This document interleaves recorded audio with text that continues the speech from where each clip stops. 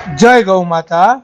આજે તારીખ 15/9/2025 રોજ ગૌલોકવાસી ધીરુભાઈ ટપુભાઈ ડોબરિયાના શ્રાદ્ધ નિમિત્તે તેમની પુત્રી પારુલબેન માદરિયાના સહયોગથી કરુણા સેવક ગૌસેવા ચેરિટેબલ ટ્રસ્ટના ગૌસેવકોએ એક ગાડી લીલો ઘાસચારો સુરત પાંજરાપોળ આખાકોલ ગામની ગૌશાળાના ગૌવંશને અર્પણ કર્યો।